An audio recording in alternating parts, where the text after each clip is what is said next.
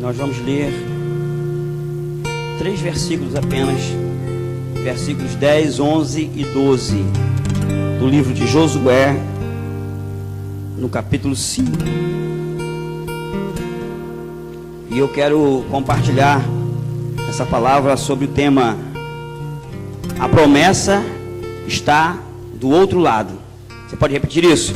A promessa está do outro lado. Diga para o irmão que está aí do seu lado: a promessa está do outro lado. Agora vira para o irmão que está do outro lado. Se você tiver, diga para ele: a promessa está do outro lado. Josué capítulo 5, versículos 10, 11 e 12. Diz assim: enquanto os filhos de Israel estavam acampados em Gilgal, celebraram o sacrifício de Pessah, ou Páscoa, no 14º dia do mês, ao pôr do sol, nas planícies de Jericó. No dia seguinte à Páscoa, comeram dos produtos daquela terra, pães sem fermento e grãos de trigo tostados. Ao comerem o fruto da nova terra, no dia seguinte cessou o maná de cair do céu, e os filhos de Israel nunca mais tiveram maná. Todavia, deste ano em diante, começaram a se alimentar dos frutos da terra de Canaã. Amém? Pai, a tua palavra, e nós nos submetemos a esta palavra, ao poder da tua palavra. Queremos, Senhor, nessa noite te pedir que os nossos corações estejam abertos à revelação da tua palavra, e que pelo poder do teu Espírito, pelo poder que há no teu Espírito, Senhor, essa palavra possa penetrar no profundo do nosso ser e provocar mudanças necessárias no nosso ser. Pai, no nome de Jesus, que a gente saia daqui, Senhor, com uma nova perspectiva, com uma nova visão, Senhor, daquilo que o Senhor tem para nós, daquilo que o Senhor quer para nós, daquilo que o Senhor é para nós. Senhor, no nome de Jesus, fora desse lugar, toda a inquietação, toda a preocupação, todo espírito de sonolência, todo espírito de inquietação, nós repreendemos agora na autoridade do nome de Jesus.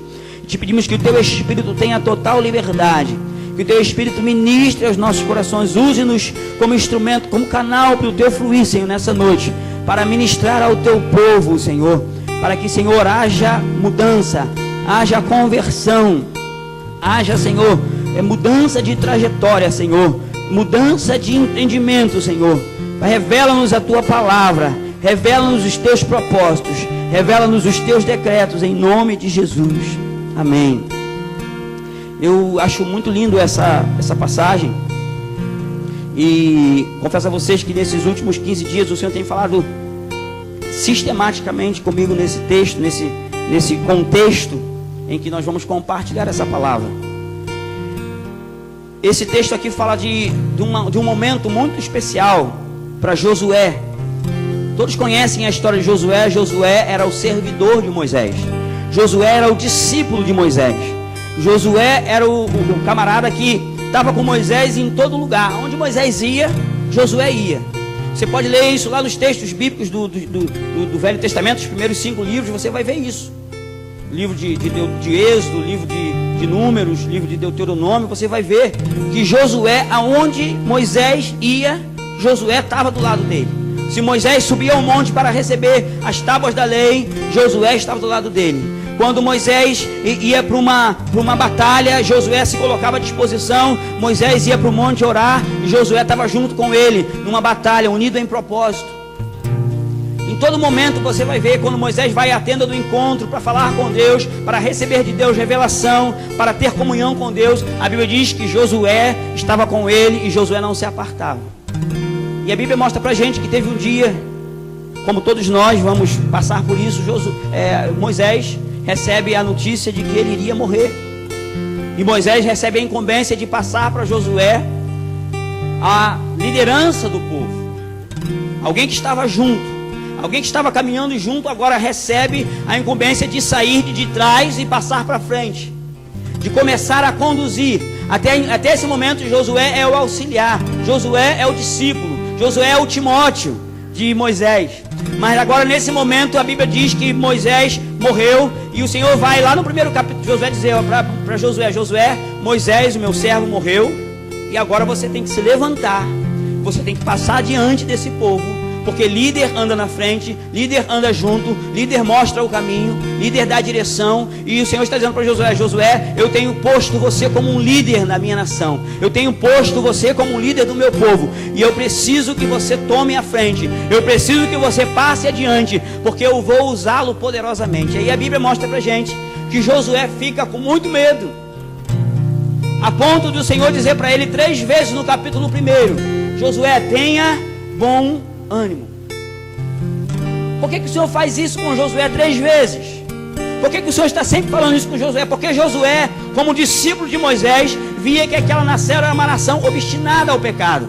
Era uma nação rebelde, era uma nação que causava muito transtorno para Moisés. E a Bíblia diz que Moisés era o homem mais manso da terra. E Josué então fica com medo. Como é que vai ser? Tem que pegar, né? Descascar esse abacaxi, como diz aí no popular. Eu vou ter que descascar esse abacaxi. Eu vou ter que conduzir. Deus está me chamando para isso. E o Senhor está dizendo para ele, olha, Josué, levanta, tenha bom ânimo, porque você vai conduzir esse povo para entrar na terra prometida.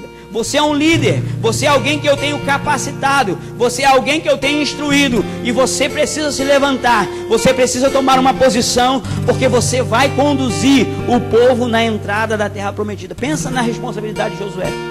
A história mostra para a gente que era aproximadamente 600 mil homens que eram recenseados. Agora pensa, se a gente tem aí, né, a história mostra pra gente que os homens só eram recenseados de 20 anos para cima. Então pensa a população que ele tinha que conduzir. A história mostra que eram aproximadamente 2 milhões de pessoas que Josué tinha que conduzir para entrar na terra prometida. Então pensa a responsabilidade de Josué. E o Senhor diz para ele, Josué, tenha bom ânimo.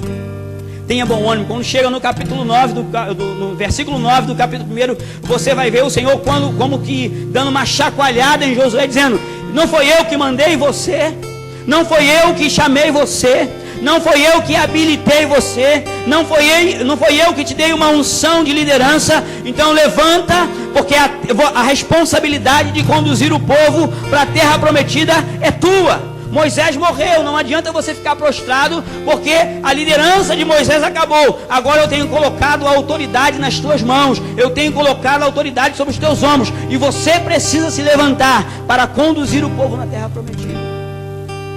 Josué estava prostrado, Josué estava cabisbaixo, porque afinal de contas ele tinha como referência o líder dele, ele tinha Moisés como referência. E agora o Senhor está dizendo para ele, é você que eu tenho escolhido. É você que vai receber a unção, é você que tem recebido a unção para conduzir esta geração, a próxima geração, porque aquela geração a geração que havia saído do Egito, ela morreu no deserto, por causa da murmuração, por causa da incredulidade, toda aquela geração havia morrido. E agora Josué tem que conduzir a próxima geração. Ele faz parte da geração antiga, mas ele recebeu uma unção de vitalidade, ele recebeu uma unção de longevidade, porque ele acreditou numa promessa. A promessa que nós vamos compartilhar nessa noite, de chegar à terra prometida, Josué acreditou nessa promessa. E agora Deus está pegando alguém que acreditou na promessa e está chamando para que ele pudesse conduzir como alguém experiente a próxima geração para atravessar para o outro lado, porque do outro lado existia a promessa. Quantos estão entendendo? Digam amém. Aí a gente vai chegar, abra sua Bíblia aí no capítulo 2. No capítulo 2, versículo 1 diz: Então, diga então Josué, filho de Num, enviou secretamente de Sitim 2 espiões e lhes orientou: ide, examinai todo o território, especialmente Jericó. E eles partiram, encontraram hospedagem na casa de uma prostituta chamada Raabe, e ali foram abrigados e passaram a noite. Entretanto, o rei de Jericó foi prevenido. Eis que alguns dos filhos de Israel chegaram aqui ao cair da tarde para espionar a terra. Olha só o que aconteceu. Josué então, depois que ele recebe aquela palavra de ânimo do Senhor, depois que ele recebe aquela chacoalhada do Senhor dizendo: você é quem vai herdar, você é quem vai conduzir, você é quem vai direcionar essa próxima geração para possuir a terra prometida, porque a promessa está do outro lado. Vocês têm um desafio pela frente, vocês têm um caminho pela frente. Moisés morreu, Moisés não está mais entre vocês, mas você precisa se levantar. Você precisa se colocar à disposição, porque você vai conduzir o povo para o outro lado. E aí Josué então toma aquela palavra de encorajamento do Senhor. Josué se posiciona como um líder de verdade, porque a palavra de Deus diz que nós não somos daqueles que retrocedem. Nós não somos daqueles que andam para trás. Quem anda para trás é caranguejo. Nós não somos caranguejos. Diga para o irmão: você não é caranguejo, você anda para frente. E a Bíblia diz que nós não somos daqueles que retrocedem, nós não somos daqueles que voltam para trás, porque a palavra de Deus diz que aqueles que voltam para trás, o Senhor não tem prazer neles. A Bíblia diz para a gente que quem põe a mão no arado, quem se coloca à disposição, a serviço do Senhor, não pode olhar para trás. Só existe uma possibilidade: olhar para frente. Quando você olha para trás, você para.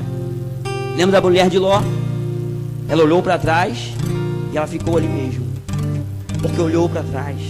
Nós olhamos para frente, nós caminhamos. Paulo diz: eu olho para o alvo, eu prossigo para o alvo. Eu tenho um objetivo, eu tenho uma promessa, eu tenho uma terra para conquistar, independente das adversidades, independente das circunstâncias. Eu tenho uma promessa, e quem tem uma promessa anda olhando para a promessa. Quem tem uma promessa não fica olhando para as circunstâncias. Quem tem uma promessa não fica olhando para trás. Pensa Josué olhando para trás: não, Senhor, mas olha, não, Josué, quando recebe uma palavra de encorajamento: eu estou contigo. O Senhor disse para Josué: assim como eu fui com Moisés, eu serei com você. Assim como eu estive com Moisés o tempo todo, durante toda a trajetória, eu estarei com você. Da mesma unção que eu derramei sobre Moisés, eu derramarei sobre você. Da mesma capacidade para liderar que eu derramei sobre Moisés, eu derramarei sobre você. Eu estarei com você, assim como eu fui com Moisés. E aí a Bíblia diz que então Josué toma uma atitude. Depois que ele recebe uma palavra de ânimo, depois que ele recebe uma palavra de encorajamento do próprio Deus, ele toma uma atitude. E aí ele vai mandar espias para espiar Jericó. Só que entre o lugar onde eles estão, para o lugar em que eles tinham que conquistar, o lugar onde estava a promessa, existia o rio Jordão. Diga: entre a minha promessa e aonde eu estou, existe um rio, e eu preciso atravessá-lo. Josué sabia disso. Josué tinha a consciência disso, que havia um rio, havia um impedimento, havia algo que bloquearia a passagem deles, e que eles precisavam atravessar para o outro lado, porque a promessa está do outro lado. E aí o que eu quero trabalhar com vocês nessa tarde, o que eu quero ministrar ao coração de vocês nessa tarde, é que o nosso Deus é um Deus que nos surpreende. Diga: Deus é um Deus que surpreende. Josué tinha a experiência de Moisés, ele viveu as experiências junto com Moisés. Amém ou não amém? Agora o Senhor está dizendo para ele assim: Josué, você vai atravessar, você vai pegar a nação, você vai chamar os sacerdotes e você vai atravessar o Rio Jordão. Mas é interessante que o Senhor não vai usar os mesmos métodos que usou com Moisés. O nosso Deus é um Deus, pastor falava isso pela manhã, o nosso Deus é um Deus criativo. O nosso Deus é um Deus que cria coisas novas, que faz coisas novas. O nosso Deus não é um Deus engessado, não é um Deus que está numa caixinha e que você diz: não, Deus vai agir desse jeito, porque há 10 anos atrás ele agiu assim, assim, assim, então agora ele vai agir assim também. Você precisa desmistificar isso na sua cabeça. Deus tem multiformas de agir. A Bíblia diz que ele tem a sua multiforme sabedoria, ou seja, Deus tem ciência de todas as coisas e ele vai agir em cada situação e com cada pessoa de uma forma diferente, conforme ele quer, porque ele é soberano. E se você está entendendo isso, aplauda ao Senhor. Aleluia. Ele é soberano. Ah, pastor, mas o meu irmão, com o meu irmão, Deus agiu assim, assim, assim. Querido, com você vai ser diferente. Pode até ser que seja da mesma forma, se Ele quiser que seja. A Bíblia diz que quando Moisés foi atravessar o mar vermelho, o Senhor falou para ele: estende a tua mão, estende o teu cajado sobre o mar e o mar vai se abrir. Não foi isso? Quando Moisés estendeu o cajado, o que aconteceu com o mar vermelho? O mar se abriu. O povo de Israel passou, e depois que o povo de Israel passou durante toda aquela noite, o Senhor disse para ele: agora estende novamente o teu cajado sobre o mar e o mar vai voltar para o lugar. E aí a gente conhece a história, a nação do Egito, os soldados do Egito foram tragados pelo mar. Agora, abra a sua Bíblia aí no capítulo 3. Você vai ver que o Senhor está agindo com Josué, com o mesmo povo, com a mesma nação, mas de uma forma diferente. E Josué, capítulo 3, versículo 1: e todo o povo de Israel se levantaram de madrugada, deixaram o acampamento do vale de Abel-Sitim, nas campinas de Moabe, e se dirigiram até o rio Jordão. Antes de atravessarem o rio, eles acamparam ali. Ao fim de 3 dias, os líderes percorreram todo o acampamento, ordenaram ao povo em alta voz: quando virdes a arca da aliança do Senhor vosso Deus sendo carregada pelos sacerdotes levitas, vós igualmente saireis das vossas posições e as seguireis, a fim de conhecerdes o caminho porque haveis de seguir, pois nunca passastes por este caminho. Conservai contudo entre vós e a arca a distância aproximada de 900 metros.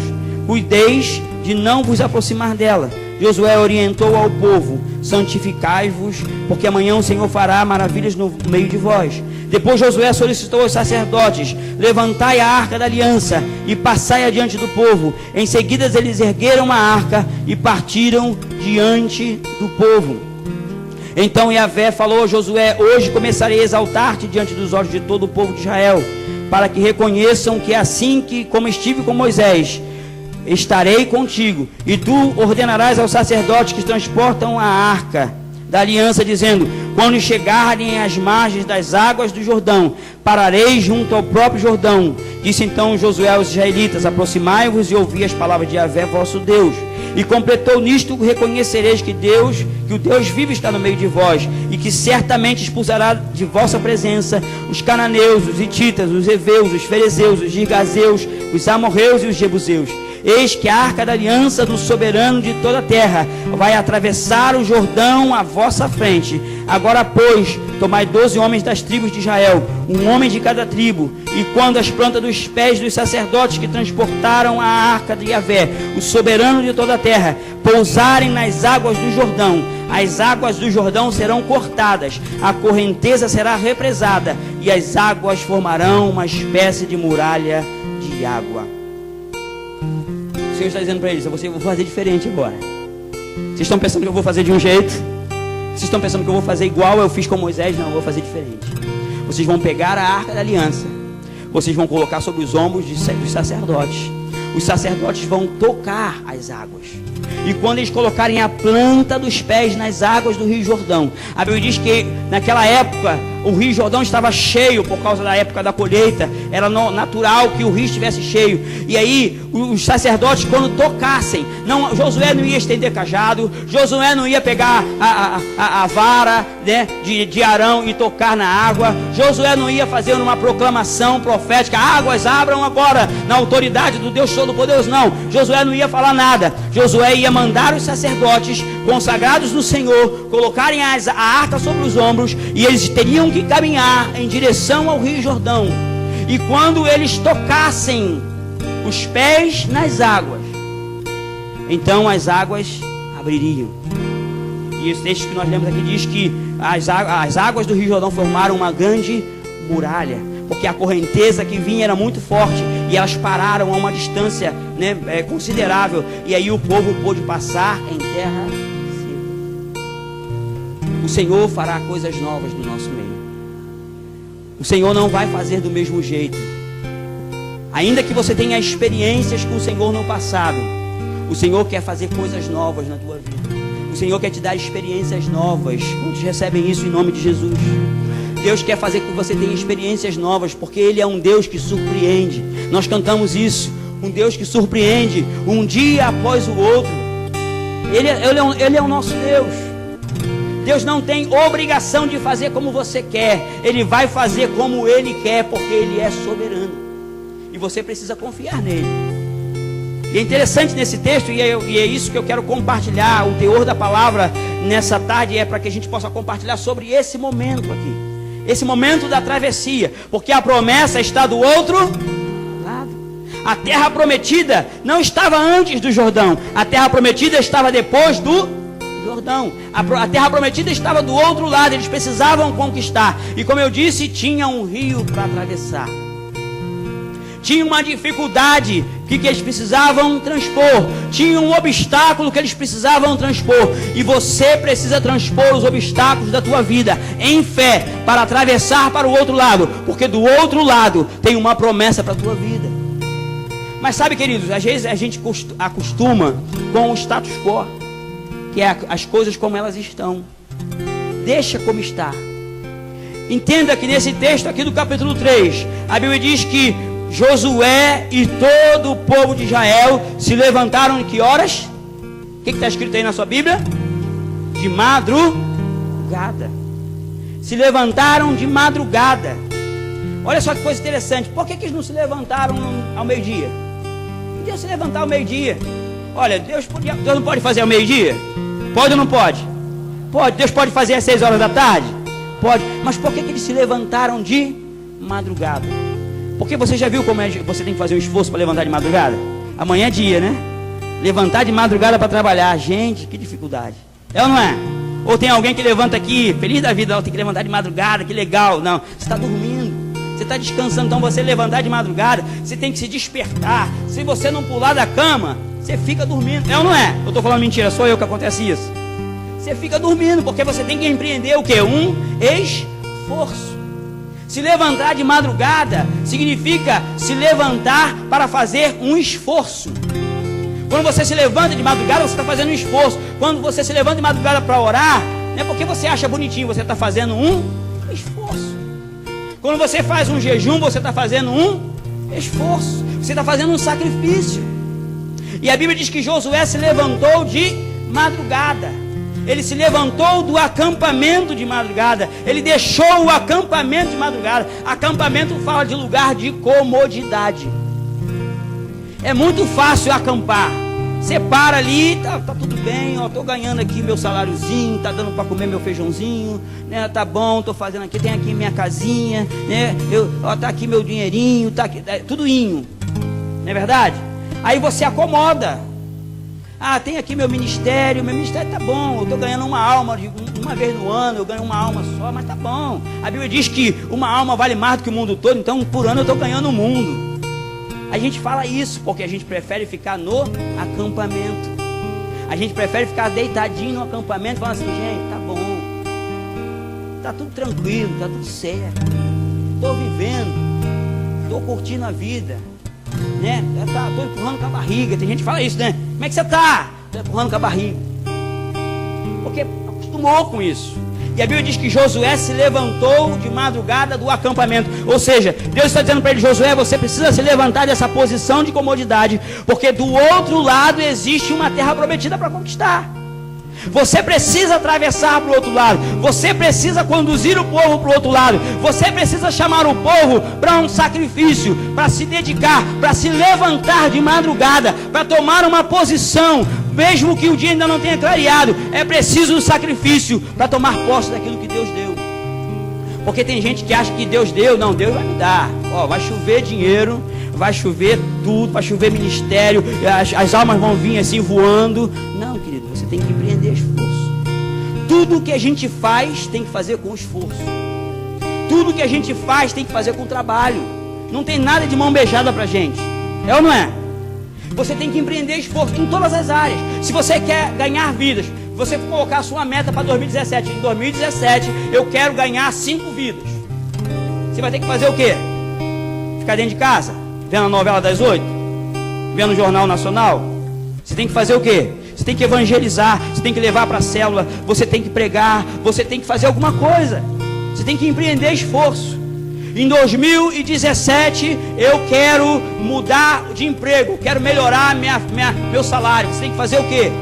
Você tem que trabalhar, você tem que estudar, você tem que conquistar, você tem que fazer por merecer. Não adianta você ficar lá, não, mas eu sou filho de Deus. Aí você fala assim, poxa, o camarada que é lá do tambor, poxa, ele foi promovido.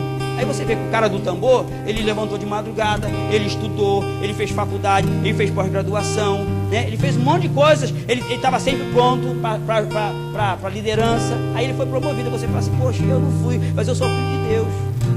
Mas você não fez a sua parte, você não se esforçou. Deu para entender? Você precisa se levantar de madrugada, você precisa empreender esforço, e a mão do Senhor vai estar com você. E a Bíblia diz que Josué, então, ele se levanta de madrugada, ele se levanta do acampamento, ele sai da posição de comodidade, porque, como eu falei, é muito fácil, gente. A gente se acomoda, não, tá bom, eu vou na igreja, olha, eu tenho célula terça, tenho culto na quarta, o pastor falava isso de manhã, né? Eu tenho domingo de manhã, eu tenho domingo à tarde, eu fico com os 2 cultos, eu tenho isso, eu tenho aquilo, eu tenho... Aí você se acomoda. Só que Deus quer que você empreenda esforço, porque a promessa está do outro. Tem que fazer isso.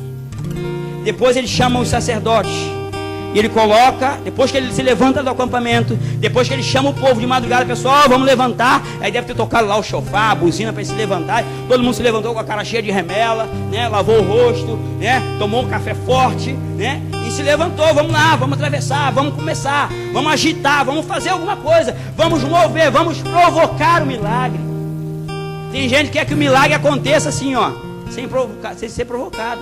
Você é um agente de milagre. Você tem que provocar o milagre na tua vida. Você tem sido ministrado aqui sobre isso. Se você não provocar o milagre não vai acontecer. Se você não chamar a existência ao milagre, se você não fizer alguma coisa para que você diga para Deus, Deus, eu estou disposto a herdar a promessa, Deus, eu acredito na promessa, eu vou fazer a minha parte, eu vou fazer o meu sacrifício, porque eu sei que o Senhor vai cumprir, porque o Senhor é fiel, o Senhor vai cumprir a sua parte, tudo vai ficar como está. Você vai passar anos, você vai gerar filhos, e você vai ver que tudo permaneceu exatamente como você começou. Mas quando você se levanta de madrugada, quando você sai do acampamento, sair do acampamento é sair do lugar de comodidade. Lembra de Abraão? Deus fala para ele, sai da tenda, sai do lugar onde te limita. Acampamento é limitação, acampamento é aquilo ali, você só vê aquilo. Quando Deus tem uma terra prometida para você, quando Deus tem terras para você conquistar, mas você vai ter que conquistar. Deus vai à frente, Deus vai guerrear, Deus vai lutar as tuas lutas, Deus vai guerrear as tuas guerras, mas você tem que se posicionar. Diga, posicionamento é o que Deus espera de mim. Diga para o irmão que está ao seu lado, posicionamento é o que Deus espera de você. Amém, queridos? Então depois que ele se levanta, do acampamento, depois que ele se levanta de madrugada, a Bíblia diz que ele pega a arca e ele coloca sobre os ombros dos sacerdotes. Colocar a arca sobre os ombros dos sacerdotes representa que Deus está no governo. Diga, Deus está no governo. Deus está no controle. Quando você coloca a arca nos ombros, você está dizendo, Deus é a autoridade sobre a minha vida. Não sei se quantos homens aqui já foram militares, ou que já viram, provavelmente você já viu. Quando você quer mostrar uma autoridade, uma patente, a patente é colocada sobre os ombros. Por isso que lá em Isaías diz que o principado está sobre os ombros de Jesus. Porque ele tem o governo, ele tem a proeminência, ele tem a prioridade, ele é o primeiro, ele é a autoridade máxima, ele é o soberano. Então o governo está sobre os seus ombros. Quando você coloca a arca sobre os ombros, a arca é a presença de Deus. Quando você coloca a arca sobre os ombros, significa que você anula a tua autoridade, você anula a tua posição e coloca o Senhor como governo na tua vida, como autoridade na tua vida. Quando você coloca a arca no ombro, por isso que Davi se deu mal quando conduzia a arca. Por quê? Porque ele colocou a arca num carro. Lembra lá como aconteceu com Davi? Davi conduzia a arca num carro novo, quando a arca deveria ser conduzida nos ombros. Aí quando morre Uzá, Davi fica desesperado. O que aconteceu? Como é que eu vou trazer a mim a glória do Senhor? Como é que eu vou trazer a mim a presença do Senhor? Aí ele vai consultar. Aí Davi vai pesquisar lá na Torá, lá na Bíblia do judeu. Ele vai pesquisar, peraí, como é que faz para carregar a arca? Poxa, eu queria fazer um carro bonitão para o Senhor. Queria levar a arca numa Ferrari. Traduzindo em miúdos no dia de hoje, eu queria, poxa, colocar numa Ferrari, num Porsche, né? Davi queria isso, ele podia fazer isso, ele era o rei de Israel. Só que era muito simples, era só colocar a arca nos ombros, era só colocar o Senhor como autoridade, como governo. Aí ele já, legal, a arca tem que ser nos ombros do sacerdote. Aí o que ele faz? Ele pega a arca e coloca nos ombros do sacerdote. E morre mais alguém? Não, porque ele fez da forma certa. Então você precisa, para atravessar para o outro lado, você precisa colocar a arca nos ombros. Você precisa colocar o Senhor como governo na tua vida. A gente canta muito isso. Ah, Senhor, que o teu reino venha, que o teu governo, quando você falar teu reino venha, é que o teu governo venha. Mas quando está na hora de agir, você age pela sua conta. Você, Senhor, peraí, agora não, amanhã o Senhor toma o governo, agora sou eu que vou agir. Você fica com medo, você fica com incredulidade, e aí você não deixa o Senhor ser governo, o Senhor ser Senhor na tua vida. Então a arca nos ombros representa governo, representa a autoridade do Senhor. Você precisa se levantar, você precisa sacrificar, mas você precisa colocar o Senhor como governo, como direção, como autoridade na tua vida. Depois você precisa colocar os pés nas águas.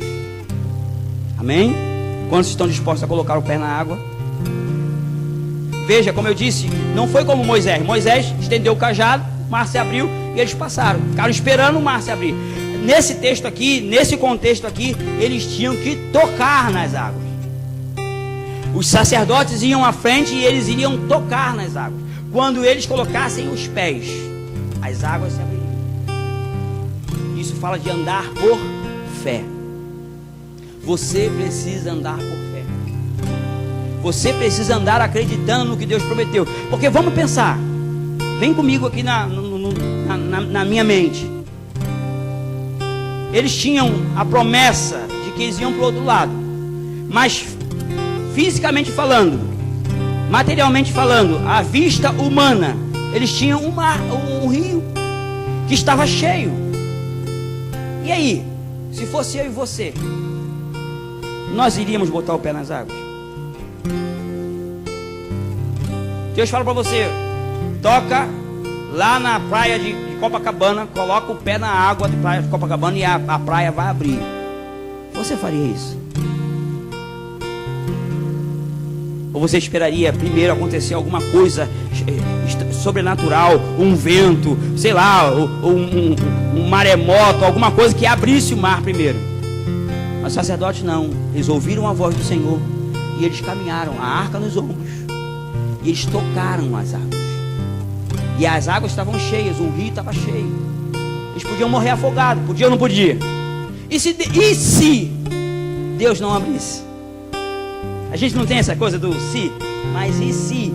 Aí você tem um planozinho na manga assim, ó. Se Deus não fizer conforme eu estou planejando, aí eu faço assim, assim, assado. Aí você coloca outro plano, o planozinho C, do outro lado da manga. Se Deus não fizer, só que quem crê não tem se. Porque o se é dúvida. O se é incredulidade. Deus prometeu que ia abrir, Deus vai abrir. Quantos estão entendendo? Digam amém. Se Deus disse que Ele vai fazer, Ele vai fazer. Se Deus disse que o rio Jordão iria abrir, quando os sacerdotes colocassem os pés nas águas, Ele ia abrir. Agora os sacerdotes podiam dizer para Josué também, ó, rapaz, tá maluco? Tu é líder, tu tá dizendo para eu botar o pé na água, bota tu. Não podiam falar, um sacerdote meio rebelde, fala, tu é esperto, né? Tu vai ficar olhando a gente, botar o pé na água para depois tu passar. Bota você o pé na água. Mas os sacerdotes obedeceram a voz profética. A Bíblia diz que quando você obedece a voz profética, você prospera. Está lá em 2 Crônicas capítulo 20. Quando você ouve a voz do Senhor, você é abençoado. Mas quando você ouve a voz dos profetas, você é próspero. Você ouve a voz do Senhor e fica seguro. Você ouve a voz profética e você prospera naquilo pelo qual o Senhor propôs para você. Quando eles ouviram a voz do Senhor, eles ficaram seguros. Olha, Deus está dizendo. E eu fico imaginando, eles devem ter, né, voltado lá atrás e observado, visto como o Senhor havia feito lá no Mar Vermelho. Ele falou, não, Deus, se Deus abrir o Mar Vermelho, Ele vai abrir novamente. Se Deus abrir o Mar Vermelho, Ele é poderoso para abrir o Rio Jordão. E se Ele não abrir, Ele vai fazer uma ponte, sei lá, Ele vai botar asa na gente, Ele vai fazer alguma coisa, Ele vai transladar a gente para o outro lado. Deus é poderoso para fazer infinitamente mais daquilo que pedimos ou pensamos, pelo poder que opera em nós. O problema é que a gente gosta de ler, mas a gente às vezes na hora da prática a gente tem dificuldade. E isso não acontece só com você, acontece comigo também. Quando a gente vai para a prática, Deus vai fazer. Olha, Deus pode curar o câncer. Você diz, Deus pode curar o câncer. Eu conheço uma irmã, a irmã Chiquinha, ela foi curada. Mas quando você não acredita que Deus vai curar. Você fica desesperado, você quase morre antes disso. Deus pode abrir porta de emprego? Pode, mas se você ficar desempregado, você passa, será que Deus vai abrir? Você crê no que o outro vive, você crê no que o outro experimenta, mas muitas vezes você não tem fé para experimentar você mesmo. Então você tem que colocar o pé na água. Quando você colocar o pé na água, você vai mostrar para Deus que você tem fé. Quando você colocar o pé na água, você vai poder se aproximar de Deus, porque a Bíblia diz que aqueles que se aproximam de Deus precisam se aproximar em fé, acreditando que Ele existe e que Ele é galardoador daqueles que o buscam. Então coloque o pé na água. Eu não sei qual é o Rio Jordão que você tem que atravessar. Eu não sei o que você tem recebido como promessa de Deus para o outro lado. A gente está chegando aí no final de ano. Talvez essa seja a última vez, a última palavra profética que eu esteja liberando desse altar. Mas eu quero dizer para você que independente de qual seja o seu Rio Jordão, se você tiver fé e se você colocar o pé na água, se você tomar uma atitude de fé, Deus vai abrir o Rio Jordão e você vai chegar do outro lado. Porque aquele que prometeu é fiel para cumprir.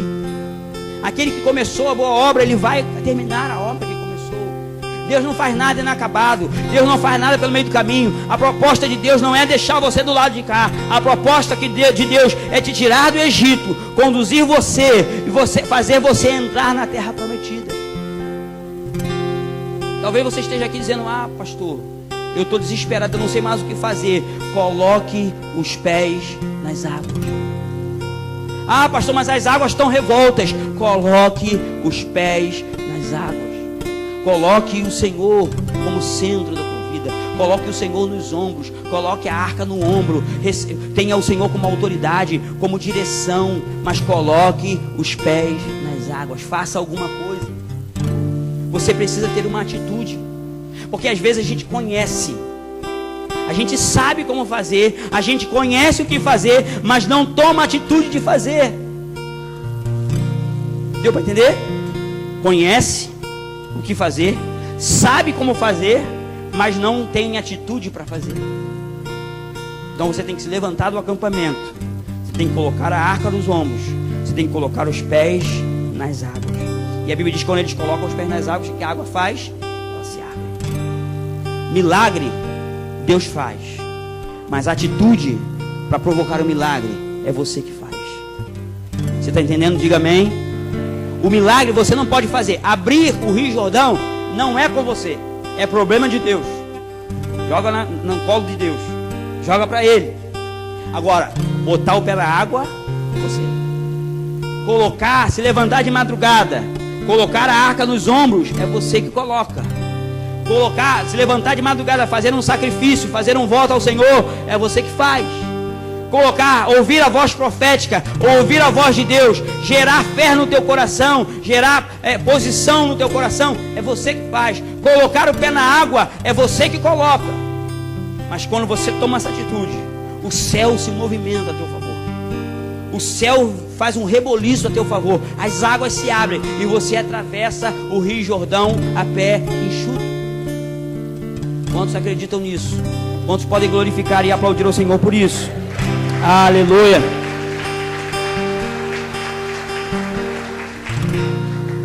Aí a nação passa. E é interessante que alguém tem que tomar uma atitude. Diga a atitude, eu vou tomar atitude. Diga, eu vou tomar atitude. O povo que vinha atrás, todo mundo passou na terra seca. Todo mundo passou pelo Rio Jordão, mas teve alguém que teve que tomar atitude. Deus colocou a atitude sobre os sacerdotes. Os sacerdotes, é interessante esse texto, eu acho fantástico esse texto. Porque eles tocam o Rio Jordão. O Rio Jordão se abre e eles vão para o meio do Rio Jordão.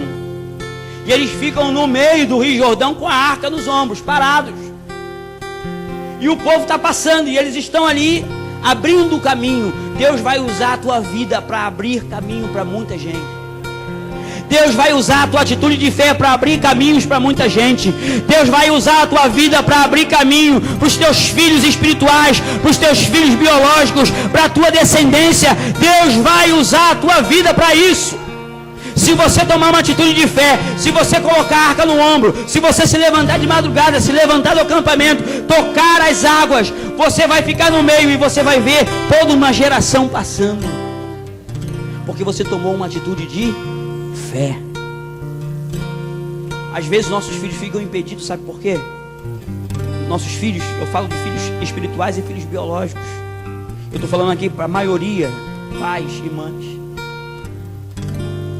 Nós impedimos nossos filhos porque nós agimos com incredulidade. E aí nós temos uma geração para vir após nós, passando, atravessando, para possuir a promessa, e nós os impedimos porque não tomamos uma atitude de fé, e o Rio Jordão continua fechado. Porque nós preferimos ficar num acampamento acomodados, dizendo, tá bom assim. O rei Ezequias recebeu uma incumbência, o Senhor disse para ele, olha, você vai morrer. E aí ele falou assim, poxa Senhor, quebra meu galho, me dá mais vida, eu quero viver mais. Aí o Senhor manda o profeta voltar lá e diz assim, tu vai viver mais 15 anos, mas depois desses 15 anos tu vai morrer e eu vou arrebentar com a tua geração. Traduzindo em miúdos, eu vou vir, os inimigos vão vir, vão tomar a cidade, vão tomar Judá e vão acabar com a tua descendência. Aí ele fala assim, beleza, tranquilo, favorável, não é comigo, dane-se a minha geração. Se ele voltasse e falasse assim, Senhor, dá para afastar essa maldição aí da minha geração, pelo menos até a sexta, sétima, oitava, sei lá. Mas ele fala assim, não é comigo, eu estou bem, vou ficar mais 15 anos vivo, problema de meus filhos, depois eles se virem. Quantas vezes a gente vê pais falando isso?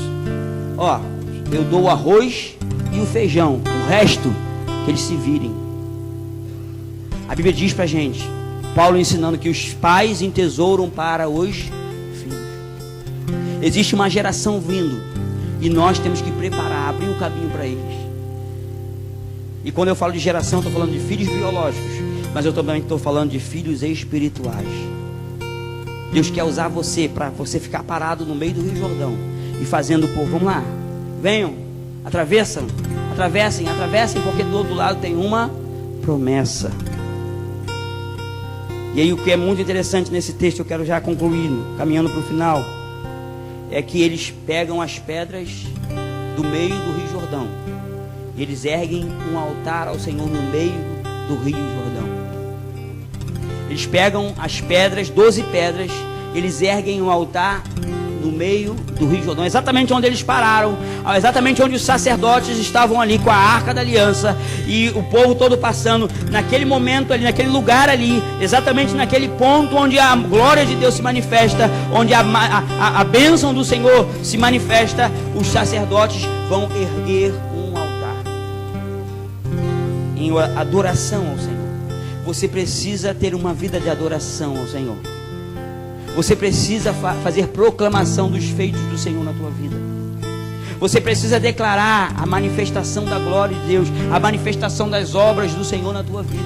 Quando o Senhor opera um milagre, você precisa fazer notório isso. Erguer o altar é fazer notório isso, é prestar adoração ao Senhor por aquilo que Ele é e por aquilo que Ele faz. Só que o grande problema é que a gente muitas vezes esquece do que Deus faz. E para a gente concluir, a Bíblia diz que Josué, além daquele altar que eles fizeram no meio do Rio Jordão, a Bíblia diz que Josué pega 12 pedras, representando cada uma das tribos de Israel. E quando ele chega em Gilgal, que era a cidade onde eles iriam acampar, depois da travessia do Rio Jordão, ele ergue um altar ao Senhor. E quando lá está lá no capítulo 4, nós não vamos ler por causa da nossa hora.